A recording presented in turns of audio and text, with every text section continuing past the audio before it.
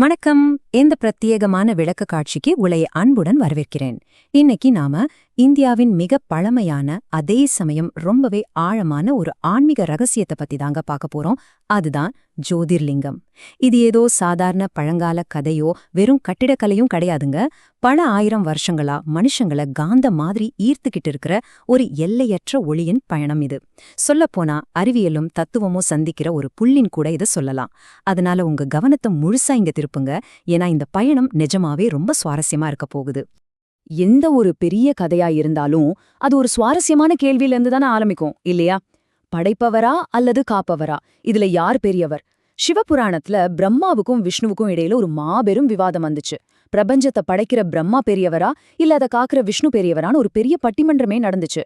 ரெண்டு பேருமே ஒப்பற்ற மாபெரும் சக்திகள் தான். ஆனா இந்த விவாதத்துக்கு ஒரு முற்றுப்புள்ளி வைக்கிறதுக்காக பிரபஞ்சமே வாய்ப்பிழந்து நிக்கிற மாதிரி ஒரு மாபெரும் அற்புதம் நடந்துச்சு. அது என்னன்னு தெரிஞ்சுக்கணுமா? வாங்க பார்க்கலாம். பகுதி 1, எல்லையற்ற ஒளியின் கதை. பிரம்மா, விஷ்ணு இவங்களுக்கு இடையிலான அந்த மாபெரும் விவாதம் எப்படி முடிவுக்கு வந்துச்சு, அது எப்படி ஒரு எல்லையற்ற ஒளியின் கதையா மாறுச்சுன்னு இப்ப நம்ம பார்க்கலாம். அந்த தெய்வீக விவாதம் ரொம்ப தீவிரமா போயிட்டு இருக்கும்போது அதை தீர்த்து வைக்க சிவபெருமான் திடீர்னு ஒரு பிரம்மாண்டமான நெருப்புத்தூணா, அதாவது ஒரு மாபெரும் ஒளிப்பிழம்பா அவங்க ரெண்டு பேருக்கும் நடுவுல தோன்றினார். அந்த ஒளியோட ஆரம்பமும் யாருக்கும் தெரியல, முடிவும் எவருக்கும் தெரியல. உண்மையிலேயே ஒட்டுமொத்த பிரபஞ்சமும் அப்படியே உறைந்து போன தருணம் அது. இதுதாங்க நாம சொல்ற ஜோதிர்லிங்கம். இந்த ஒளியோட அடியையோ அல்லது முடியையோ யார் முதல்ல கண்டுபிடிச்சு வராங்களோ அவங்கதான் பெரியவர்னு முடிவு செய்யப்பட்டுச்சு. உடனே ரெண்டு பேருமே தங்களோட மாபெரும் தேடலை தொடங்குனாங்க. இவங்களோட தேடலும் அதோட முடிவும் ரொம்ப ரொம்ப இன்ட்ரெஸ்டிங்கா இருக்கும். பிரம்மா என்ன பண்ணாருன்னா, ஒரு அன்னப்பறவை மேல ஏறி அந்த ஒளியோட உச்சியை தேடி சரசரன்னு மேல பறந்து போனார். நம்ம விஷ்ணுவோ ஒரு வாராகமா, அதாவது ஒரு பிரம்மாண்டமான பன்றியா உருவெடுத்து ஒளியோட அடிய தேடி பூமியை தொலைச்சுக்கிட்டு கீழே போனார். எவ்ளோ தூரம் பல வருடங்கள் தேடியும் ரெண்டு பேராலையும் அதோட எல்லைய கண்டுபிடிக்கவே முடியல. விஷ்ணு நேரா திரும்பி வந்து என்னால அடிய கண்டுபிடிக்க முடியல அப்படிங்கிற உண்மையை ரொம்ப நேர்மையா ஒத்துக்கிட்டார். ஆனா பிரம்மா என்ன பண்ணார் தெரியுமா? ஒரு தாழம்பூவை சாட்சியா வச்சு தான் ஒளியோட உச்சிய பாத்துட்டதா ஒரு பொய்ய சொல்லிட்டார். இந்த பொய் சிவபெருமானுக்கு பயங்கர கோபத்தை வரவழிச்சிருச்சு. அதனால பிரம்மா இனிமேல் வழிபடப்பட மாட்டார்னு சபிக்கப்பட்டார். அதே சமயம் விஷ்ணுவோட அந்த நேர்மைக்காக அவர் நித்தியமா போற்றப்படுவார்னு ஆசிர்வதிக்கப்பட்டார். பகுதி 2, ஜோதிர்லிங்கம் என்றால் என்ன, புராண கதையை தாண்டி இதுக்கான உண்மையான மொழியியல் மற்றும் தத்துவத்துவார்த்தமான விளக்கம் என்ன அப்படிங்கறத இப்ப நம்ம பார்க்கலாம். இத சமஸ்கிருதத்திலிருந்து கொஞ்சம் பிரிச்சு பாப்போமா? ஜோதிஷ் அப்படின்னா பிரகாசம் அல்லது ஒரு ஒளிக்கதிர்னு அர்த்தம். லிங்கம் அப்படின்னா ஒரு அடையாளம் அல்லது குறியீடு. ஆக மொத்தம் சிம்பிளா சொல்லணும்னா ஜோதிர்லிங்கம் அப்படிங்கிறது சிவபெருமானோட எல்லையற்ற தொடக்கமும் முடிவும் இல்லாத தன்மையை குறிக்கிற ஒரு ஒளியின் அடையாளம்.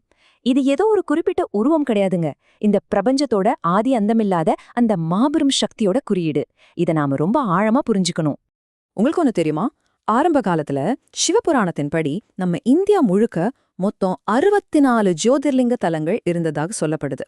இந்த பிரம்மாண்டமான ஒளியின் வெளிப்பாடுகள் ஆங்காங்கே பல்வேறு இடங்கள்ல உணரப்பட்டிருக்கு. ஆனா அந்த 64 இடங்கள்ல மிக மிக புனிதமானதாவும் மங்களகரமானதாவும் கருதப்படுவது ரொம்பவே ஸ்பெஷலான வெறும் 12 ஜோதிர்லிங்கங்கள் மட்டும்தாங்க. இந்த 12 இடங்கள்லயும் சிவபெருமான் ஒரு தீப்பிழம்பா, அதாவது ஒரு எல்லையற்ற தூணா நேரடியா தோன்றியதா நம்பப்படுது. பகுதி 3, இந்தியாவின் 12 புனித தலங்கள். சரி, இந்த மாபெரும் ஒளியின் குறியீடுகள் இந்தியாவில எங்கெங்க இருக்கு? அந்த பிரம்மாண்டமான ஆன்மீக வரைபடம் எப்படி இருக்கும்னு இப்ப பாப்போம். இது பாருங்களேன், ஒட்டுமொத்த இந்தியாவையும் ஆன்மீக ரீதியா ஒன்னு சேர்க்கிற ஒரு அற்புதமான சங்கிலி இது. வடக்கே பனிப்படர்ந்த இமயமலையில இருக்கிற கேதார்நாத்ல ஆரம்பிச்சு தெற்கே நம்ம தமிழ்நாட்டுல இருக்கிற ராமேஸ்வரம் வரைக்கும் இந்த 12 தலங்களும் பரவியிருக்கு. குஜராத்தோட சோம்நாத், மத்திய பிரதேசத்தோட மகாகாலேஸ்வர், உத்தரப்பிரதேசத்தோட காசி விஸ்வநாத்னு ஒவ்வொரு மாநிலத்திலயும் இந்த ஒளியோட குறியீடு ஆழமா வேரூன்றியிருக்கு. அந்த பிரம்மாண்டமான ஒளித்தூண் இந்தியாவோட பல பகுதிகள்ல பௌதிக ரீதியா எப்படி நிலை பெற்றிருக்கு அப்படிங்கறது இது ரொம்ப அழகா நமக்கு காட்டுது. இந்த ஒவ்வொரு தலத்தை பத்தி நம்ம படிக்கும்போதும் நிஜமாவே பல ஆச்சரியமூட்டும் விஷயங்கள் நமக்கு தெரிய வருதுங்க. உதாரணத்துக்கு உஜ்ஜயினியில இருக்கிற மகாகாலேஸ்வர் லிங்கத்தை எடுத்துக்கிட்டா அது தானாகவே தோன்றிய ஒரு ஸ்வயம்பூ மூர்த்தி. அது மட்டும் இல்லாம இந்த 12 ஜோதிர்லிங்கங்கள்ல இது ஒண்ணு மட்டும்தாங்க தெற்கு திசையை நோக்கி அமைஞ்சிருக்கு. மிகவும் அபூர்வம். அதே போல கேதாரநாத் கோயில பத்தி யோசிச்சு பாருங்க. கடுமையான இமயமலை பனி காரணமா வருஷத்துல 6 மாசம் மட்டும்தான் உங்களால அங்க போவே முடியும். மீதி 6 மாசம் அந்த இடமே முழுசா பனியால மூடியிருக்கும். மனிதர்களோட பக்தியையும் இயற்கையோட பிரம்மாண்டத்தையும் இதை விட அழகா யாரால ஒன்றிணைக்க முடியும் சொல்லுங்க. இங்க நாம கவனிக்க வேண்டிய இன்னொரு முக்கியமான விஷயம் என்னன்னா, இந்த இடங்கள் எல்லாம் வெறும் பழைய கட்டிடங்கள் கிடையாது. இது எல்லாமே பல தடைகளை தாண்டி மீண்டெழுந்த வரலாற்றின் சின்னங்கள். குஜராத்தோட சோம்நாத் கோயில் எடுத்துக்குங்க. வரலாற்றுல 16 முறை படையெடுப்புகளால இது அழிக்கப்பட்டும் திரும்ப திரும்ப ரொம்ப கம்பீரமா கட்டப்பட்டிருக்கு.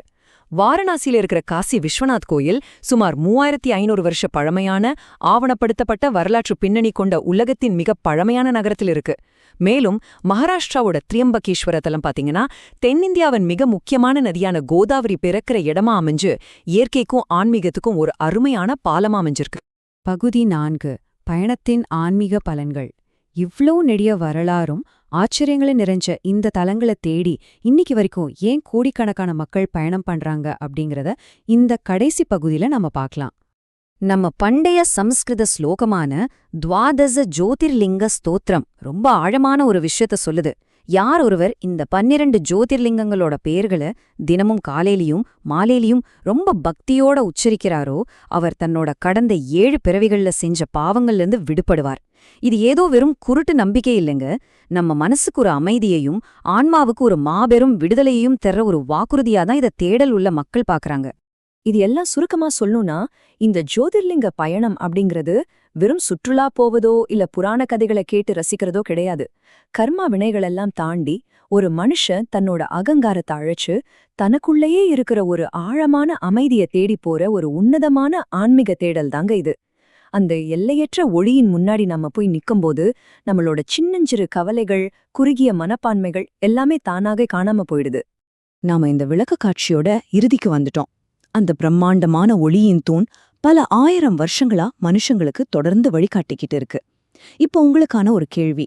புராணங்கள்லயும் புனித தலங்கள்லயும் இவ்வளவு தீவிரமா தேடப்படுற அந்த எல்லையற்ற ஒளிய உங்களோட அன்றாட வாழ்வில உங்களுக்குள்ள நீங்க எப்போதாவது உணர்ந்திருக்கீங்களா? கொஞ்சம் ஆழமா யோசிச்சு பாருங்க.